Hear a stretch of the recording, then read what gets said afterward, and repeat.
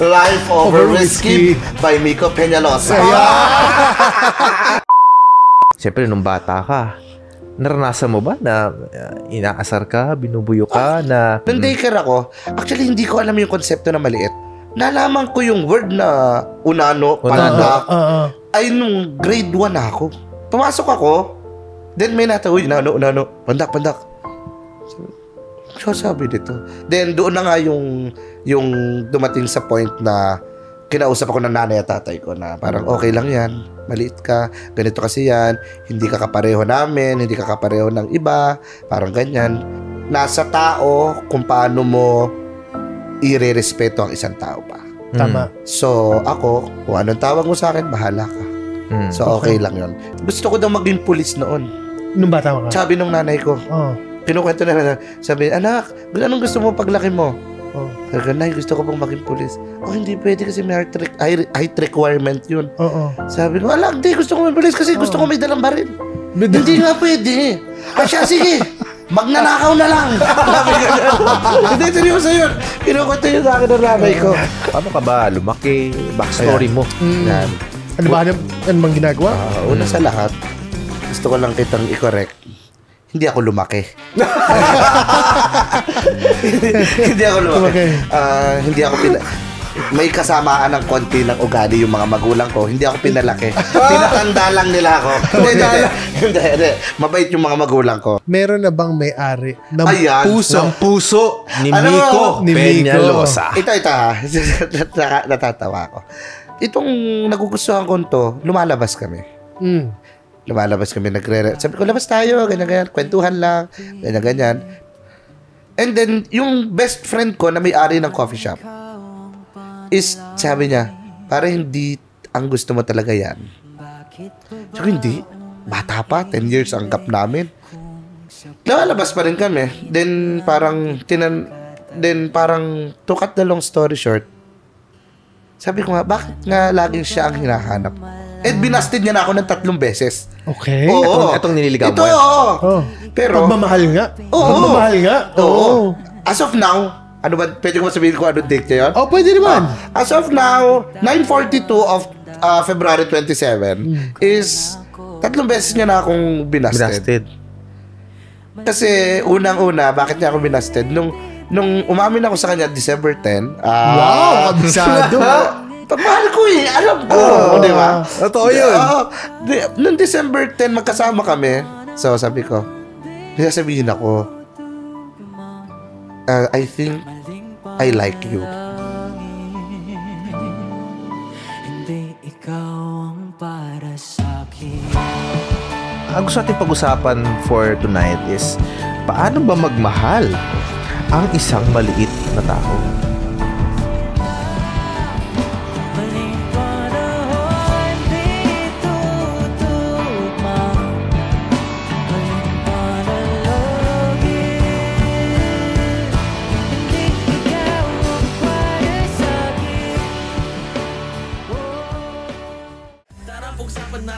Kwento mo sa buhay, kasamang mga pogs, ilabas lahat ng tunay. Mag-relax na tayo, sober man o tipsy. Aral makukuha mo sa Life Over. Hey everyone, and welcome to another episode of Life Over Whiskey Podcast, where we share valuable life lessons and stories you can learn from over a glass of whiskey. My name is Brian. And I'm Gerald. Direct J. Akala ko kanina. Oy, ano yan? Si Kuya Pepe to. Pepe Herrera. Marami nga nagsabi, Hindi, kasi kanina pa kitang ginaganon. Sabi ko, parang hindi ako kilala, nagkatrabaho na kami ilang beses. So, marami ka sabi. Teka lang, introduce pa namin ikaw. Sorry. And Direct J, sobrang excited ako for this episode. Ngayon pa lang tumatawa na tayo. Off-cam. You know, we were having so much fun and having a conversation sa guest natin for tonight. Yeah. Pakilala ko na. Ang guest natin for tonight is an actor, assistant director, and church advocate. He is a little man with a big heart. Yun. Mga ka-whiskey, let us all welcome Miko Peñalosa. Hi everyone. I'm Miko ka-whiskey natin. Batiin mo yan. Ay, mga ka-whiskey. Yan. Ay, natawag ka-whiskey. And low barkada. And low barkada. Ano low? Low. Life over whiskey. Life over whiskey barkada. Life over whiskey. Yes, sir. Low. barkada. Ayan. Okay. So, Miko, yun. Yes. maraming salamat for being part of this Small episode. thing. Yeah. Small thing from a small person. Miko, syempre, bago ang lahat, bago tayo magkainitan sa usapan natin, no? Pa-introduce ko lang ating topic. Introduce, no?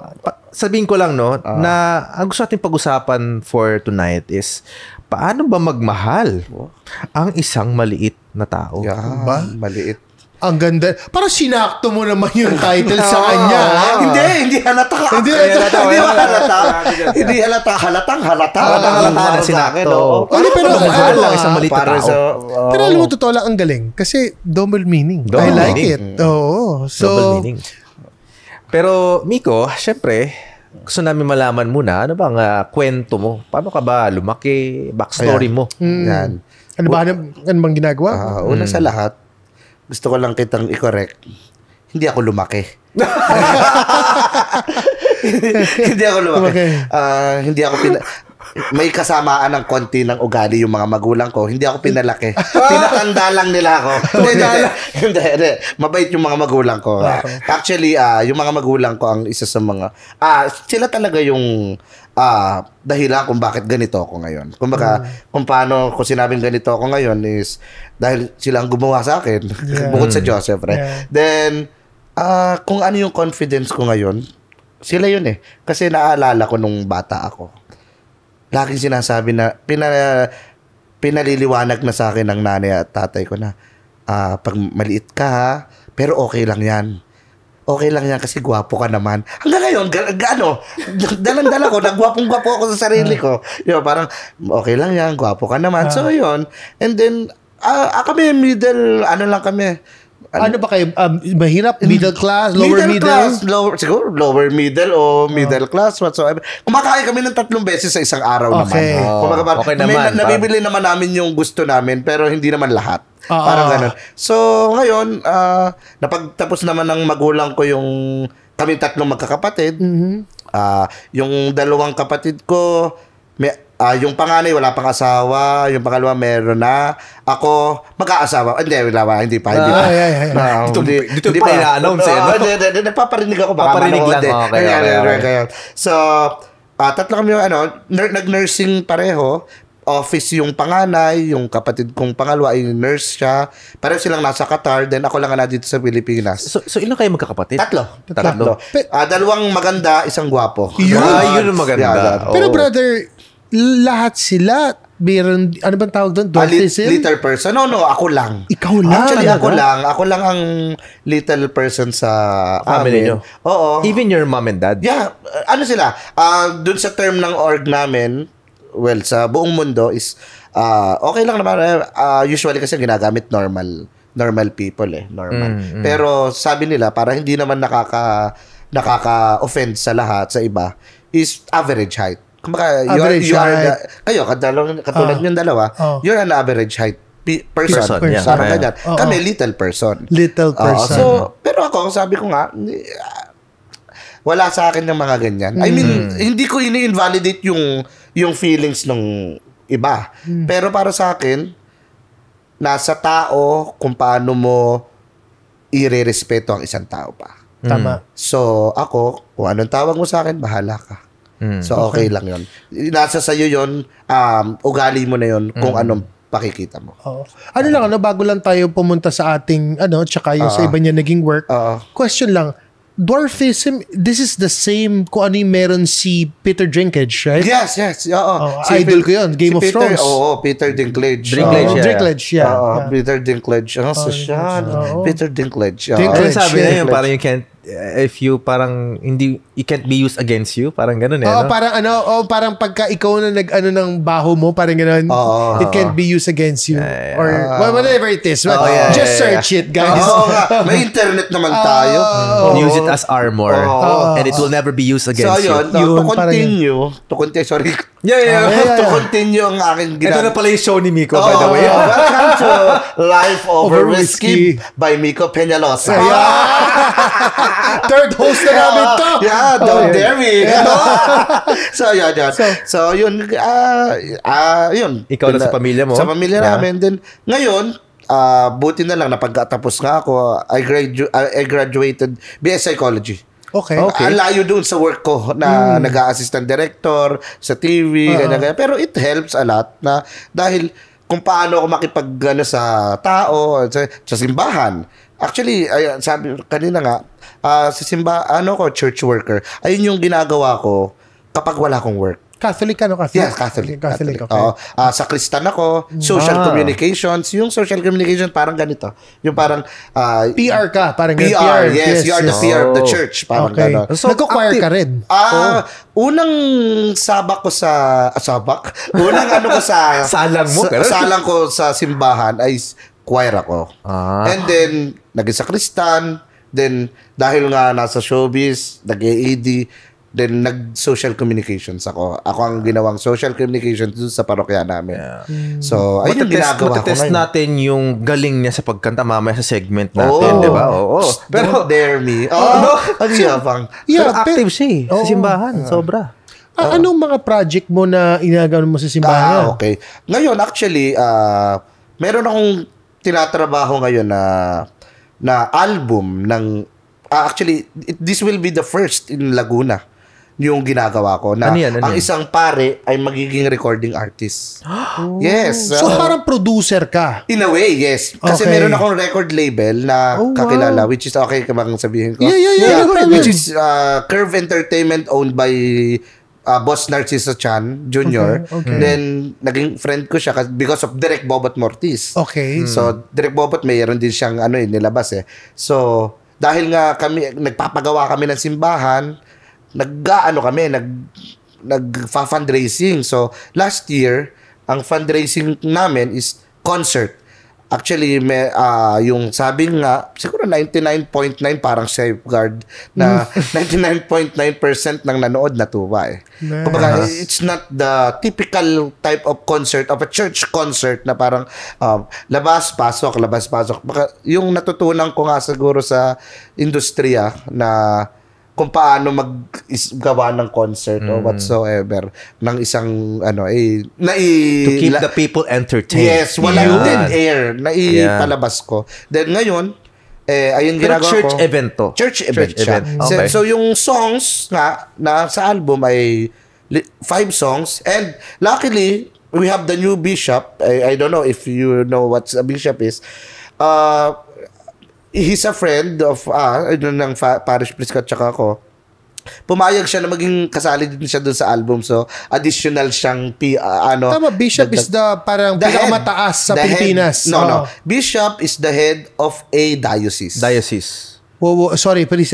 Roman Catholic ako pero hindi ko gets. Sorry.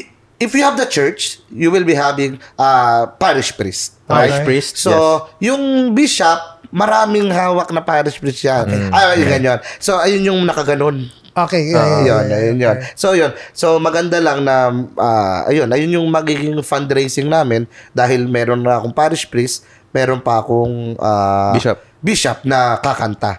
So sila gagawin mong recording artist? Yes, technically. Ganda naman advocacy nito. Songs na original composition? Original composition. Original yung tunog, yung ikaw lyrics.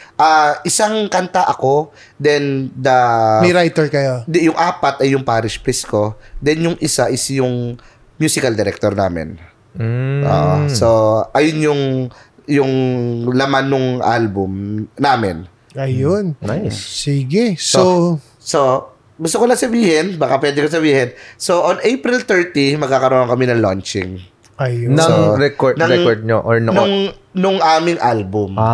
Yung album namin is magkakaroon album launch. Album launch. Okay, and may entrance fee yun. So keep us po. Basta we'll keep you posted. We'll keep you posted. Yeah. Medyo Okay lang. Pero guys, balik tayo sa Okay. Relate natin yan sa how active you are in church. Kasi especially when we talk about religion, pagmamahal din yan eh. Yes, diba? Love din yan eh. Actually, So ang topic natin kasi yun is paano magmahal ang isang maliit na tao. Wow. Diba? Very interesting topic for tonight. Kaya inom lang ako. Yeah. Medyo matabang-tabang na sumagot. Okay. Sige. Grabe no, Direk. I mean, I would think, I'm pretty sure, ikaw, Miko, siyempre nung bata ka, naranasan mo ba na inaasar ka, binubuyo ka, na how did it made you feel? Okay. Yan. Actually, oo, sobra. Nung ako'y daycare may pa? daycare kami, hindi kami kinder. Ngayon, senior kinder, junior kinder. Ngayon, kami daycare. Nung daycare ako, actually, hindi ko alam yung konsepto na maliit. Okay. Hindi ko alam na maliit ako. So, feeling mo, normal. Oo, Average height ka. Hindi, okay lang yung word. Ikaw naman. Sige, para lang sa ng viewers natin. Average height. Kumbaga, kapareho lang ako ng regular na tao. Normal. Yung normal yung kaya. So, nalaman ko yung word na unano, pandak, ay nung grade 1 na ako. Okay. Then, kasi, pumasok ako, then may natawid, unano, pandak. Sabi dito. And then, yung isa kong nakaklase ko since daycare, sabi niya, hindi pa siguro hindi ko tanda yung exact word, pero ayun, pang-asar yun, pang ganyan. So, nagalit ako kasi asar yun eh. Then, doon na nga yung dumating sa point na kinausap ako ng nanay at tatay ko na parang okay lang yan, maliit ka, ganito kasi yan, hindi ka kapareho namin, hindi ka kapareho ng iba, parang ganyan. Pero walang mali sa'yo. Oo, pero tandaan mo, pogi ka naman. Yung ganun lagi ang sinasabi sa akin. So, yun din, wala. Sobrang normal. Wala akong pakialam. Kung may sinasabi sa akin, whatsoever. So, na-develop mo na yung thick skin. Yes, I think, siguro. sinasabi mo, nagsimula yung pagmamahal ng magulang mo sa'yo. Oo, actually, kung hindi full of loved ako ng aking magulang, siguro hindi ako magiging ganito na parang confident. Hindi ako magiging parang medyo yung parang yung mahiyain. Parang ganun. Siguro yung pagmamahal talaga, it starts in the family. Yeah. Na talagang yung nanay at tatay ko din. Well, mga kapatid ko, yung mga kasama ko sa bahay is super supportive naman. Pero, Miko, hindi ba nabago yung pagmamahal mo sa Diyos? Actually, lalo ngang hindi eh. Lalo ngang nag-deep eh. Actually, Hindi ka nag-question nung una? Ba't ikaw? Sige. Ito ang katotohanan yan. Sometimes nagko-question ka sa Diyos. Kahit ganito ang ginagawa ko sa simbahan. Nagtatanong ka sa Diyos. Lalo na pag meron akong mga bagay na naging dahilan tong pagiging maliit ko, hindi ko nakuha. Meron akong, maliit, hindi pwede. Parang gano'n. Kuya, rides. Mga yan, ganun. rides. Pero hindi, masyadong mababa yung. Sige, sabihin na natin. Work, trabaho. Opportunities. Opportunities. Yeah. Merong hindi pwede yan. Kasi maliit, hindi pwede. May height requirement. Oo, may height requirement. Ganyan. Meron yung may kwento nga, ko lang. Gusto ko daw maging pulis noon. Nung bata ka? Sabi nung nanay ko. Kinukwento na, sabi, anak, anong gusto mo paglaki mo? Sabi ko, nay, gusto ko pang maging pulis. Hindi pwede kasi may height requirement yun. Sabi ko, hindi, gusto ko maging pulis kasi gusto ko may dalang baril. Hindi nga pwede. Siya, sige, magnanakaw na lang. Hindi, seryoso yun. Kinukwento yun sa akin ng nanay ko. So, ayun yung mga opportunities na siguro na, na parang nagko-question ako sa, hindi na yun. Yung nagko-question ako sa Diyos na, parang bakit hindi mo na ako ginawang kapareho nila ng kuya ko hindi wala akong kuya ng mga ate ko ng mga yung mga pinsan ko kaibigan ko na parang hirap eh, parang sabi ko sana ganito na lang eh, parang ganito, perfect na eh, parang ganun eh, perfect na eh so yun, what changed siguro acceptance. Inaccept ko na lang siya siguro napakabait ng Panginoon na binigyan ako ng yung malawak na pangunawa na kahit nagtatanong ako sa kanya, ako din ang sasagot sa sarili ko. Na parang, you don't have to ask the Lord or God because you can do this, and you can do this aside from that. So, ibig sabihin, hindi lang talaga para sa'yo yan. Yeah. Siguro, ayun yung mga sagot ng sarili ko, well, with the friends, of course. So, ayun yung nasasagot ko kung bakit, baka nga, baka nga hindi lang uukol. Pero hindi ba, Miko, parang is it an advantage or disadvantage in terms of intimate relationship? Like for example, nahirapan ka bang kumuha ng partner in life? Ganito yan. Nung high school ako, marami siyang jowa. Kung itsura, anuhin mo, pag kakamalan mo kung marami akong girlfriend. Kung itsura.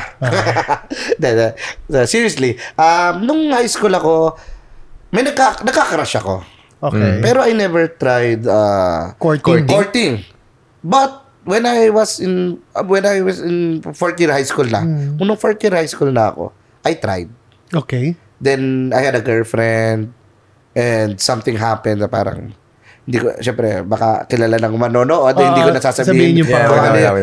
Hindi happened na kung ano man yan, ha? Yung something happened with the family and everything. But ito, if may I ask ka, Okay. is ito ba average person or little person? Average person. Yes, okay. Yes, average person. And then, we broke up. We broke up. Dahil, bakit? Bakit ka nag-broke up? Family. Family, family. basta may problem. May problem. Hindi ko na lang pwede expound. expound. Okay lang ba? Okay lang. Kuya Pepe? Hindi. Ayun, sabi ko, Kuya Pepe. Kuya Pepe. Pag nakagano yung mata ko. So, ayun. Parang, hindi nag-work out. Hindi nag-work out. Yeah. Then, nagtanong din ako, yun, tama. Nagtanong ako kay Lord. Na parang, ba't kasi hindi nyo ako ganyan hindi sana issue. Pero, okay din. Kasi, though, alam mo ba, ano lang, trivia. Muntik na ako magpare. And siguro hindi talaga ako sa pagpapare. Kasi, nagka-girlfriend ako. And because of that girlfriend, hindi ko tinuloy yung pagpapare mo. Oo, kasi pinayagan na ako kahit maliit ako eh. In a way. Yung parang, okay, sige, payag yung dating bishop namin na, sige, pwede yan. Kasi, kinwestiyon ko yan eh. Paano kung magmimisa ako? Nakaganyan ba ako? Ito yung altar table. Sumayin niyo ang Panginoon. So, yun. So, siguro hindi ako pa sa pagpapare. So, ayun, naniniwala ako doon na talagang kaya ako nagka-girlfriend. Kasi nga, antag dito, hindi ako sa pagpapare. And then, hindi din ako nagka-girlfriend. Nagka-girlfriend ako ng college ata. Parang ata. Hindi, siguro yung situationship ng mga panahon ngayon. Yung mga panahon ngayon. And then, broken hearted ako. And, ikwento ko lang, meron akong ano eh. And then, nung na-broken hearted ako, uso yung be careful with my heart. Okay. And feeling ko ako si Sir Chip. Oo. And then, alam nyo ba, na yung thesis ko in psychology is about teleserye. Oo, about teleserye. Parang the impact of teleserye in Filipino adolescents, aspiration, family orientation, and parang personality. Okay. And then, hindi ko alam na magtatrabaho ako sa teleserye. Di ba? Parang galing. Ayun yung ano. Kaya ko lang na because of love. Parang, parang nag-unravel yung mga para sa'yo dahil sa pagmamahal. Dahil sa pagmamahal. Hindi man nagiging successful, may ibang parang kung kumo-close man yung page na to, may nag-o-open na page dito. Para sa akin. Parang ayun yung realization. Wow. Nung panahong yun. Pero curious ako direct, no? Kasi nag-production ka. So, doon talaga kayo nag-meet. Paano ba kayo nagkakilala nito ni Miko? Okay. Pandemic time. So, if you remember our guest, si Direk Richard, di ba, nag-guest natin, 3 director yun. Direk Richard, si Sid, at saka si Direk Dick nag-guest sa atin. So, technically, one of them, which is Direk Richard, is they're very close. So we had this project collaboration between Ria Production ni Direk Richard and Paper Street Production noong pandemic. So it's a show na parang ang tawag is basta basketballeros. So technically maraming artista yon na it plays around basketball story.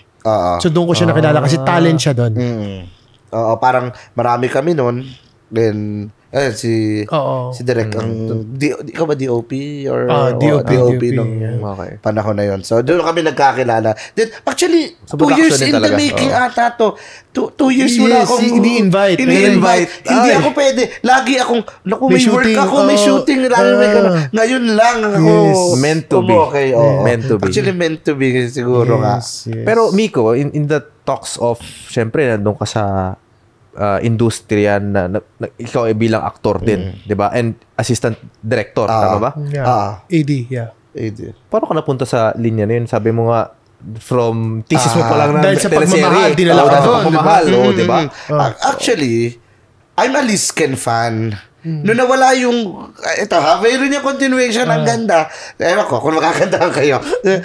Nawala yung Be Careful in My Heart, dumating yung Forevermore. Okay. Then naging Lisken fan ako. Okay. Then, graduate na ako nun eh. So, pwede na akong mag-fans club. So, nag-fans club ako. Nag-fans club ako na Lisken. So, nung nag-fans club ako ng Lisken, siguro, syempre, dahil ako lang yung fan na maliit, napansin ako ni Liza. Liza Soberano. Okay. Ni Ken, ni Enrique, napansin. And then, nung nag-18th birthday si Liza, na-invite ako ni Tita Joni, yung tita ni Liza, na parang, i-invite mo yung maliit na fan nila. So, pumunta ako. Then, siguro dahil nga sa, ewan ko, destiny whatsoever, nagkataon yung kwarto ko at kwarto ni Direk Richard Arellano, magkatabi. Magkatabi. Then, wala. Siguro, lumabas na yung pagiging Mikong mayabang. Sabi ko, kilala ko siya, Richard Arellano siya, kilala ko. Direk, sabi ko, Direk, pag kailangan mo ng katulad ko, pwede ako wala lang. Encompassing, sinabi kong ganyan. Sige, ganyan. So sa isip-isip ko, siyempre, typical na sasabihin. Sige. Typical lang yan. Hindi mo na-expect na tatawagan ka talaga. And then, pumasok na ako, hindi ako makatulog. Lumabas ako, sakto si Direk nandun sa labas. Then yung anak niya, yung sa episode, di ba meron siyang anak na may... special needs. Mild autism. Tinitingnan ko, kasi di nga BS Psychology ako. Ang BS Psychology, yung bachelor lang, is, kaya hindi ka pwedeng magsabi na, ito, ganito. Pwede kaming, maganda, siguro po i-consult sa... ganyan. Siguro nakalataan niya na tinitingnan ko. Sabi niya, anong tingin mo? Sabi niya, Direk, sorry po, ganyan. Hindi, okay lang. Di ba psychology ka? Opo, pero hindi po kasi kami pwedeng magpa-diagnose. Hindi pa ba alam ni Direk Richard at that time? Hindi, alam niya. Alam niya. Kasi psychology ako. Pero hindi siya pwede mag-diagnose. Hindi ako mag-diagnose. Sabi ko, Direk, feeling ko may ADHD. Pero bawal yun ha. Sabi ko, bawal yun ha. Kumaga, hindi ako pwede magsabi. Ganyan. Sabi niya, hindi, may mild autism. Talaga po. Then doon nag-start yung pagiging close namin ni Direk. At ipagpapatuloy mo yan sa pagbalik ng Life Over Whiskey. And now, nandito na tayo sa pinaka-inaantay natin na segment, Karaoke King ka ba? Okay, brother. Pwede naman siguro. Pwede. Ano bang ang kanta ang gusto mo ihandog sa ating mga ka-whiskey out there? Ano nga ba yan? Para sa akin. Para sa akin? Yung kay ano yan? Yung kay Jason Dacal. Jason Dacal. Actually, ano yun eh. Pag nagpapatama ako sa kanya, kinakanta. Play na. Jason Dacal. Ito. Play natin. Jason Dacal. Ayun yung mapatama ako sa kanya. May isang part lang dyan na ayoko mangyari. Ano lang to? Chorus lang to. Chorus lang. Chorus lang. Sige. So may chorus na to. Hindi kita pipili. Editor, ikaw na bahala mag-score kay Miko, ha? Ready tayo, ready. Yan.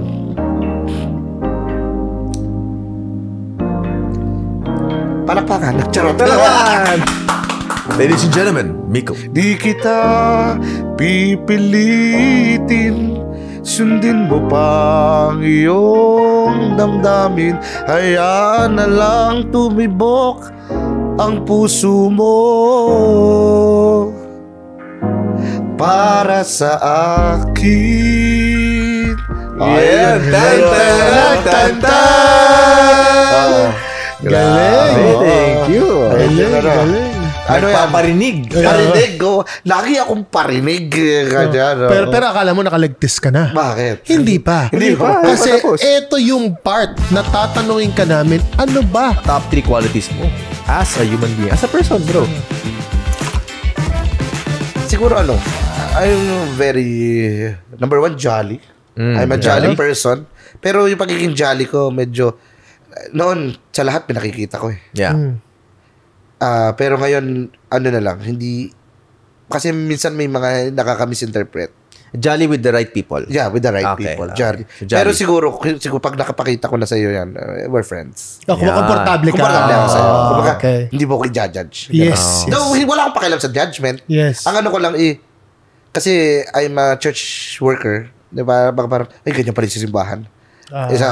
Iniiwasan ko yan. Okay. Baka parang nagiging lang ako, yung Chill. Totoo lang. Prudent. Okay. Prudent. Jolly. Jolly. Number 2. Number 2, siguro, I'm very creative. I'm a creative person. Parang, minsan, alam niyo ng mga friends ko, nagkukwentuhan kami, pag nakaganon ako, hindi nila ako pakikialaman. Kasi, pagka kinausap ko sila, may sasabihin, ano kayang gawin natin ganito? Nandun ako sa point na yun ngayon sa buhay ko na parang lagi akong pag nakatingin ako, bigla akong may naisip. Nagugulat na sila. Meron akong naiisip na, ito gawin natin, ganito gawin natin. Parang ganon. So, I think I'm a creative person. Nice. Okay, what's number 3? And, hindi ko, I'm a very loving person. Talagang, pag mahal kita. Hindi lang dahil sa pagmamahal dun sa partner or whatsoever. Even with friends? Even with friends. Family members? Pag mahal kita. Ako, gano'n. Pag mahal kita. Alright. Pag hindi kita gusto. Hindi kita gusto. Okay. Straightforward. I'm a very straightforward person. Kumbaga parang, hindi ko sasabihin hindi kita gusto, pero hindi ko din may pararamdam. Pero, Yun. Understandable na. Ganun. Understandable na. Ganun. Kwentong mental health. So, ikaw, kamusta ang mental health mo? Meron tayong life cards. Meron tayong guide, bro. May guide tayo. So, may mga questions dito. And babasahin mo lang siya out loud. Sasagutin mo. And right English after yan? answering, pwede naman Tagalog. Okay. Taglish. Pili ka Pagkatapos lang. sagutin, i-flip mo siya. May sagot or may payo si lifeguard. Okay. So, pili ka. Ilan? Isa lang? Pakiramdaman mo. Isa lang. Isa lang. Kung ano mo. Parang may binibigay ka sa akin. Hindi. Joke lang. So, alam nilang hindi scripted. Kasi nagduda ako eh. Sige, isa lang ha. Okay. Yan, babasahin mo, Brown. Pakibasa lang. Anong ginawa mo the last time you felt na parang iniwan ka na ng mundo? Anong ginawa mo the last time you felt na parang iniwan ka na ng mundo? Actually, ang positive ko talaga. Ang nakikita kong last time na ginawa ko na iniwan ako ng mundo. Actually, ito. So, parang medyo dito sa tanong. Parang meron lang akong nag-gain na mental issue in a way ngayon na parang medyo, hindi naman siya alarming or whatsoever. Parang,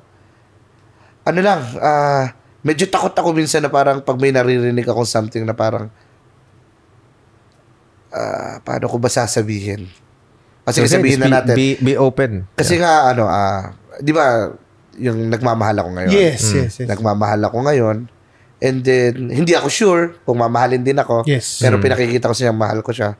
Pero pag kunwari, biglang parang, uy, ganito. Parang kakabahan na ako, mag-iisip na ako. Na parang, anong gagawin ko to get her? Parang ganon. So, meaning, parang feeling ko ang anxiety is uncertainty. Yes. Parang ganon. Yes. Natumbok mo. Yes. Uncertainty. Yeah. In a way, parang ganon. So, ano Sa ginagawa? lahat pala ng bagay yan din. Hindi, totoo naman. Not only with relationship. Everything. Yeah. Pero sa tanong kasi, di ba, ano yung ginawa mo? Oo. Anong ginagawa mo pag ganyan ang nagiging experience mo sa buhay mo? Anong ginagawa ko? Ano yung parang pang-counter mo? Pang-counter ko dito? Actually, I'm praying. Okay. And Praying. then, I'm making sure na may kausap ako. Kahit hindi natin pag-usapan yung problema ko. Basta keeping yourself busy lang. Yeah. Keeping myself busy, number 1. And number 2, kumari ito, kahit hindi natin pag-usapan, basta may company ako. Okay ka na. Okay na ako. Kaya ko kasi siyang sa sarili ko. I-program sa sarili ko kahit hindi ko ilabas. Pero I have friends, may 3 akong kaibigan ngayon na parang pinagsasabihan ko ng ganito yung problema ko. Parang 3 sila lalaki. Yep. So tingnan natin, ano bang payo sa'yo ng lifeguard? Flip mo. Yan. Nakakatakot yung pakiramdam na parang iniwan ka na. Pero kahit parang wala kang kasama, may mga taong nagmamalasakit sa'yo. Promise. Totoo. May nagmamalasakit rin sa'yo. Totoo. Ayun nga, yun sinasabi ko, yung 3 kaibigan ko ngayon. Very close friends mo. Very, sabi ko si Rick, si Brother Rick, si Patrick, si Adrian. Si Adrian yung kaibigan ko, yung best friend ko nung high school. Until now. Sinasabi niya na, ayan ang type mo. Pare. Si Adrian. Si Adrian yan. Then si Patrick and si Rick, yung kasama ko sa church, na parang sila yung sinasabihan ko na parang, pare, ganito yung nararamdaman ko. So, alam nila yung love story ko. Namin 3. Alam namin yung love story namin. And, para kami mga tanga, na parang, kunwari, nakikita namin yung isa't isa. Pinayo ko na sa iyo, ba't hindi mo gamitin? Pinayo ko yan, ba't hindi ko magamit? Parang gano'n. May gano'n kaming, meron kaming kakaibigan. May trio kaming gano'n. And we're back at Life Over Whiskey. Okay, so pagpatuloy natin kwento direct. Miko, yun nga, nakakilala kayo ni Direk Richard. And, kumbaga, pinadiagnose niya yung... hindi naman sorry. Parang nagkukwentuhan sila. You would say na medyo na-build yung relationship nyo, dalawa ni Direk Richard. Oo, doon nag-build. Siguro, doon nag-start. So, after nun, nagkaroon ka na ng mga projects, ganun ba? After nun, ay nagpalitan kami ng number nga. Sabi ko sa sarili ko, charot-charot lang naman yan. Sabi ko, ganyan. Parang PR, showbiz. And then, may offer sa akin, after 1 week, may offer sa akin job sa government. Tinurn down ko. Sabi ko kasi, layo ko. May artista ko eh. Pero, charot-charot, ano lang na, ayoko pa talaga mag-work. Baka hindi ko gusto yung work. Sa totoo. And then, after a month, may natawag. Hello, this is ganito. Nalimutan ko sino. Basta yung AP ata namin. Hi, hello, this is from ABS, Star Creatives, ABS-CBN. Direk Richard is parang requesting you to be a part of Dolce Amore. Sabi ko, totoo ba? Totoo ba? Tinext ko, Direk, okay na, pumunta ka na dito, ngayon na. Ganun talaga. Tanghalian yun. At hindi, first time kong lumuwas sarili. Kasi taga San Pablo ako eh. Taga San Pablo City, Laguna ako eh. So, hindi ako nakakaluwas nang hindi nakasasakyan. O wala akong kasamang matanda. So, first time ko talaga, siguro gusto ko lang talaga din. Then, yung pumunta ako, Tondo pa yun. Yan. Then, yung first day ko, hindi ako nakuhanan. So, medyo isip-isip ako. Para ba't pa ako pinapunta dito? Pero binayaran ako. Yun yung importante. Isip-isip ako. Sabi ko, naku, hindi ako nakuha na. Baka hindi uli ako tawagan. 1 linggo. Yun. Next week, yun. Dire-diretso na. Nagte-taping na ako. Sabi ko, yun. Pero, maano lang akong, yung bang dwarfism or let's say, maliit na tao, diba? Yung little man syndrome. Is that correct? Meron bang life expectancy yan? Actually, meron akong, hindi ko sure, pero may nabasa ako isang beses na same tayo lahat. Kung ano yung life expectancy nyo. Kami din, ganun. Actually, yung structure lang structure lang natin ang nag-iba sa atin. That's it. But basically, everything's the same. Cognitive lahat. Yes. Everything. Okay. Kumbaga parang... Pero is it hereditary? Meron ka bang kamag-anak? Doon sa group namin and sa other groups sa Amerika, everything, may studies na parang 80% is first in the family. First in the family ang may maliit. Pero meron niyang case dito sa group namin dito is, maliit pareho yung yung nanay at tatay. Oo. Pero yung anak nila parehong matangkad. Matangkad. Normal. Oo. Yun yung normal na average height. Normal. Oo. And then, yung meron din naman na parehong average, normal lang ang height and stature. Maliit yung anak. Just like with your mom and your dad. Yes. Then tinrace namin. Nag-trace ako kasi yung tatay ko is Peñalosa ako eh. So, Spanish, pati Spanish yung namin. Yung bloodline namin sa tatay ko. Sa nanay ko, parang Pilipino. So, wala naman eh. So, parang kilala pa ng nanay ko yung lolo ng lolo. Parang anomaly talaga DNA. Anomaly, something like siguro, that. Meron niyang para sa pagkain. So, diba? Pwede rin naman. Could be. Pero you mentioned na may groups ng mga tao na maliliit. Maliliit. Kami meron kaming groups and isa ako dun sa mga founding member. Anong group worldwide or Philippines? Philippines. Pero meron ka rin groups na sinasalihan na parang kanya Facebook group na mga worldwide. Oo, worldwide. Ganito yan, parang ganito. Yung group namin is a SEC-registered group. Talaga? Which is, ang name niya is Big Dreams for Little People. Okay, nice. Actually, parang ako ata ng Big Dreams. Parang gano'n. Hindi ko naman i-claim, pero parang tanda ko. Parang, meron na nauna Little People of the Philippines. Parang gano'n. Pero ikaw tumulong na mag-found nito. Nawala siya, then gumawa kami ng amin na affiliated sa Little People of America. Okay. Which is si Peter Dinklage ata ay member. Hindi ko sure pero parang member siya. Okay. Parang gano'n. So how many ang nandun sa loob ng group namin? Group na yan, actually, yung sa Philippines. Sa Philippines is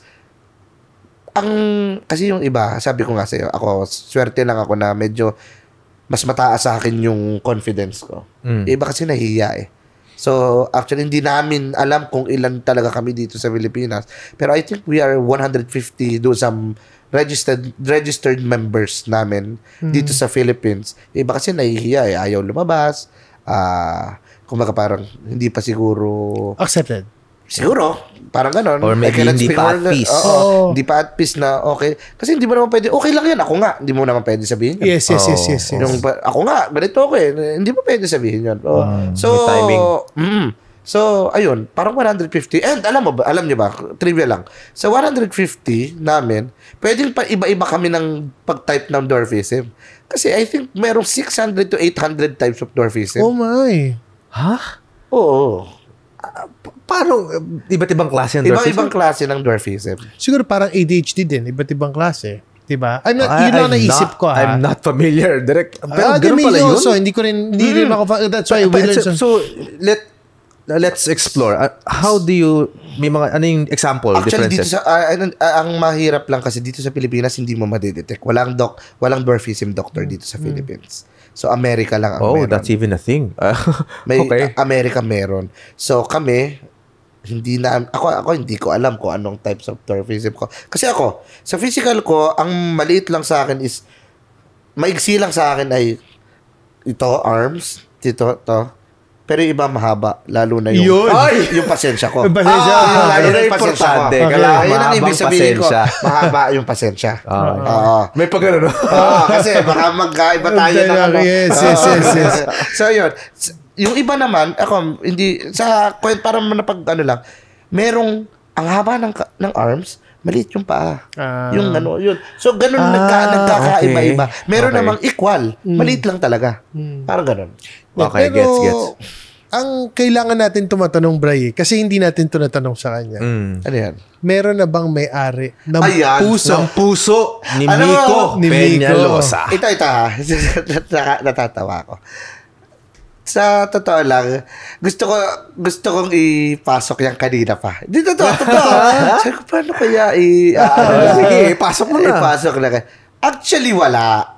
Okay. Pero I'm seeing someone na parang may nagugustuhan ako. But ito nga ang kwento. She is layo, younger than me. Kasi 29 ako eh. Oh, how young is she? 10 years ang gap which namin. is normal for a man and a woman. 10 years ang gap namin. I'm older, 10 years older. Okay. So, I'm turning 30. She's turning 20. 20. Okay. So, yan, hindi kami nag-aabot ng gano'n. Parang gano'n. So, gusto ko siya. Actually, gusto ko siya. Okay. And lahat ginagawa ko dahil gusto ko siya. Hindi ko, actually, nung tinanong niya ako, hindi, ganito yung story. Kahit di nyo pa tinatanong, kukwento ko na. Go. Meron akong iba pang nagugustuhan noon. And we are very close nitong Nagugustuhan mo ngayon. And then, itong nagugustuhan ko to, lumalabas kami. Sabi ko, labas tayo, ganyan, kwentuhan lang, ganyan. Pero alam niya may nagugustuhan ako iba.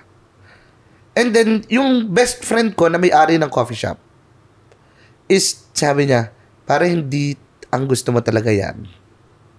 Sabi ko, hindi. Bata pa, 10 years ang gap namin.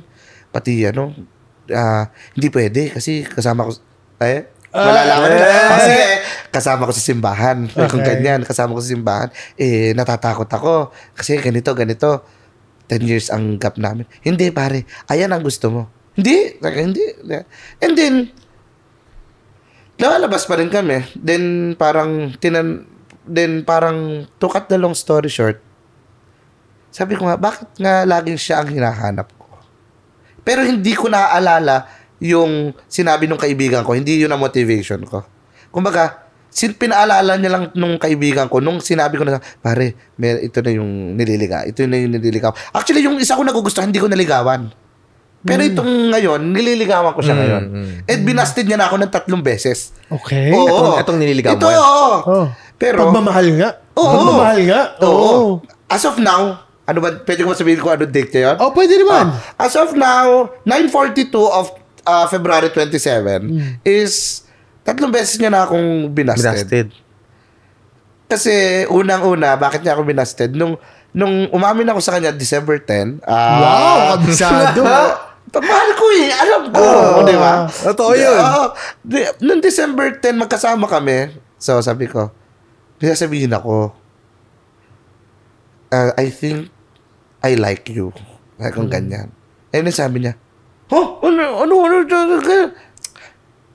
nasabi ko na, wala, ano sasabihin ni ganito. Kasi, yung family niya, close ko. Parang sa church din. So, ano sasabihin nito? Ano, ganyan. Sabi ko, hindi magpapaliwanag ako.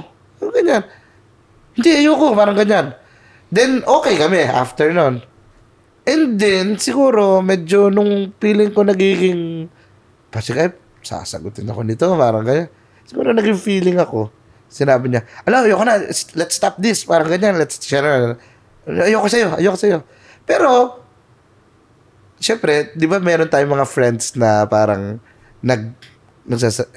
tumutulong sa atin. Wingman mo. Wingman. Yes. Actually, I'm always the wingman of everyone. Oo. Wala akong pinag-pair na hindi nagkatuluyan. Talaga ba? Galing kong wingman. So, pero may nag-wingman sa'yo ngayon? Meron. Tinetrain ko siya. Joke lang. May wingman ako. Then, kaya ako lalong nagpupush. Sinasabi niya doon sa wingman ko, hindi ko po alam Hindi ko kasi alam kung ano nararamdaman ko. Pero, lagi siyang may hindi ko po alam. Parang ganon. So, kaya hindi naman ako dahil sa nagpupush dahil doon sa sinasabi or whatsoever. Parang, nandun ako sa point na, hindi, kailangan makuha ko siya. Hindi lang dahil gusto ko siyang makuha. Dahil, I think, this is a long overdue love na parang, hindi ko, kumbaga yung sinabi sa akin na, minsan nasa tabi-tabi lang natin, hindi lang natin nakikita. Ayun yun Ayun, doon ako na parang, baka siya nga talaga kasi masaya ako pagkasama ko siya, and whatsoever. So, ayun. Pero Miko, how do you express your love? Yeah, paano pinapakita, di ba? I mean, paano ko siya pinakita? In a actual, sa question natin, and actually, dahil nga, you're Diba? You have this condition. Or medyo bastos ka ba? Hindi. Paano mo pinapakita yung pamamahal? Mabait ako. Sobrang bait At paano pinapakita yung mahabang pasensya mo? Yeah. Let's not go there. Kidding aside. Kidding aside. Paano ba magmahal si Miko? Yan. Ako, sa totoo, words words of affirmation. Words of affirmation. Lagi kong sinasabi na ang ganda mo naman, ganyan. Parang with sincerity, basically. Of course. Parang lagi siyang hindi totoo. Bago lagi siyang hindi naniniwala sa mga sinasabi ko na mahal kita. And then, sobrang first time ko na nagsabi ng ganito na ang tapang-tama ko na mahal kita. Lagi kong first time kong naramdaman. First time? Yes. Lagi akong tsope. Alam mo yung tsope? Yeah. Yung torpe. Sobrang torpe ko sa lahat. Bago itong ngayon, kaya hindi ko naligawan yung isa eh. Pero ito, ramdam mo sa'yo dito talaga. Ramdam ko, sabi ko, genuine tong pagmamahal ko to ngayon. Mahal kita. Lagi ko sinasabi. So ngayon, nanonood ka. Siguraduhin mo, huwag mo na ipang-apat. Sagutin mo na. Oo. Baka naman. So yun, ayun ako. Then, more on gifts ako. Mabigay din ako. Pero even small gestures. Ano ba ang tawag sa love language? Love language. Hindi act of service yun eh. Ano ba yung gift giving? Gift giving, yeah. And words of affirmation. And yung act of service. Okay. Actually, ito siguro dahil matapang na naman ako. Actually, hindi alam to sa youth sa aming church. Ilan lang kami may alam. Hindi ko din naman sinasabi kung sino. So, ako, nagiging extra, ako sa Careful. kanya. Caring sa kanya. Na palagay ko, napapansin na ng mga sakristan ko at saka yung mga members ko na social communication. Si Sir Vico, grabe to biskarte. Baka, siguro takot lang sa akin na, siguro type mo si Ayaw magsabi. Tanungin niyo ako. Kasi sasagutin ko. Parang gano'n, di ba? Parang gano'n ako. Pero ibig sabihin ko lang, respect ko din naman yung privacy niya. Na parang natatakot siya. Actually, doon siya sa natatakot sa sasabihin ng iba because of our age. Yeah. So ako, yung act of service, yung binibigay ko naman, wala lang yan. I mean, kumbaga parang, binibigay ko lang naman is bulaklak. Kumbaga, mabulaklak talaga simple ako. Gifts. Yeah, simple gifts. Parang, kasi nga may nagsabi sa akin, yung isa sa mga ninang ko, may mga ninang na ako sa kasal, wala pa akong aasawahin. So, yung parang, hindi, alam mo, sa babae, bulaklak. Sabi ko, wag mo na sabihin kasi ganyan talaga ako. Nagbibigay talaga ako ng bulaklak. Expressive I'm making siya. sure na every week may bulaklak man lang ako o may something ako ibibigay sa kanya na parang to express my love to her. Parang ganun. Sobrang expressive ko sa love. Ngayon, lalo na. Noon expressive ako pero mas expressive ako ngayon. So bago ibigay natin ang ating mga takeaways, may tatanong lang ako sa kanya. Utak o puso? Parang alam natin sagot Hindi ako sa totoo lang, minsan puso. Pero, kahit puso, ginagamitin mo din ang utak, dapat. Kasi, kapag magmamahal ka, syempre puso, wag lagi utak. Pero kung magdidesisyon ka, utak naman. Mahusay sumagot. Mahusay. Kasi, para ma-feel mo yung love, puso ang gamitin mo, wag utak. Pero, pag ikaw ay magdidesisyon na doon sa love na yon, siguro utak. Utak na ang pairalin mo. Kasi meron ka ng meron ka ng foundation ng puso eh. Yeah. Tingnan natin kung ano sasagutin ng ating ni Pepe. Ni Pepe. Pepe, curious lang ako kasi never kita natanong. Lahat ng guests natin tinatanong natin eh. Ikaw ba utak o puso? Pero tatanungin din kita. Ay, baga ako para may sagot. Bakit? Dapat ikaw din sumagot. Sige. Okay. Alam mo, kahit na sabihin kong utak, kasi kilala mo ako eh. Yeah. Sometimes there are decisions in life, decisions in business, na gustuhin ko man pairalin ng utak ko. Wala eh. Ano talaga ako? I'm someone na who really values yung relationship building eh. Emotions. So parang, kung kaya na magawa ng paraan, gagawa ng paraan eh. Ganun talaga ako. So, meaning, hindi mo sinasagot ang diretso, meaning? Kung ako tatanungin, mas napapairal ko ang puso ko. Pero, natatauhan din. Komedyante talaga to si Pepe. Pepe. Pero ikaw, Direk, ikaw naman. Dapat di naman ako kasama. Ba't di ba tayo magte-take away? O sige. Yun na yun. Siguro, parte na yun. Kasi puso naman eh. Sige. Okay. Puso o utak or puso? When I would say, most of the time, puso ang umiiral sa akin. Most of the time. Okay? But, I would say, na yung utak ko gumagana, kaya alam ko when to function my heart. Yun. Gets mo? Yeah. Parang, I always believe that my decisions is based on emotion. So, meaning puso siya. Pero, bago gumana yun, ang nag-signal muna dun is my brain. Yes. Okay. So, technically, if tatanungin mo ko, siguro, sa explanation ko, you might understand na utak ang gumagana, but in reality, it's still emotion. Yeah. Grabe so, emotion always wins. Emotion. We're emotional beings. At the end of the day, ang Diyos, minahal tayo. Oo. Yes. Diba? Totoo. Pati we are made out of love. Parang out of love. Yes. Exactly. So, if we can we can share our takeaways before we end the show. Very quick lang, very simple lang nakuha ko sa usapan natin for tonight and maybe for the people who are listening.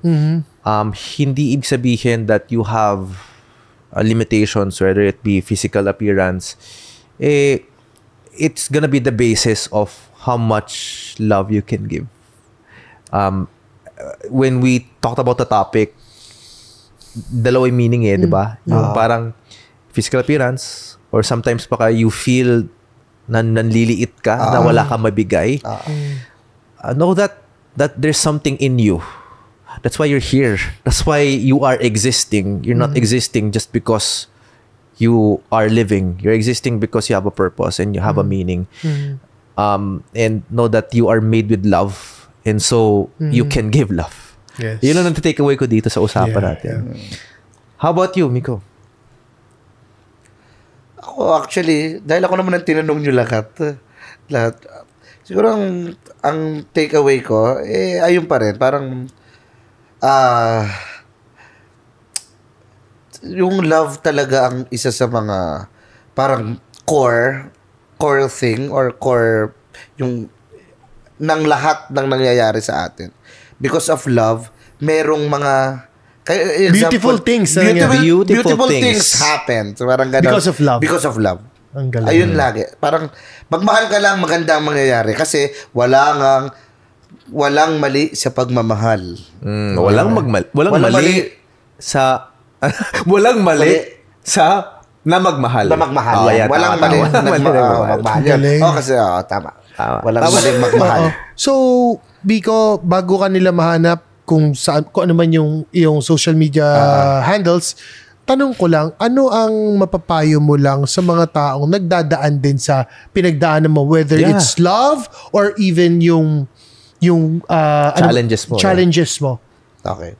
So, may papayo ko lang sa inyo, sa mga viewers natin, is, nasa viewers. Talagang third host na to. Paparinig na direct co-host. So, sa ano ko sa viewers is, just be yourself. Huwag kayong magkaroon ng hesitation sa lahat ng mga gusto nyong gawin. Siyempre, kailangan natin yung mga taong nasa paligid natin.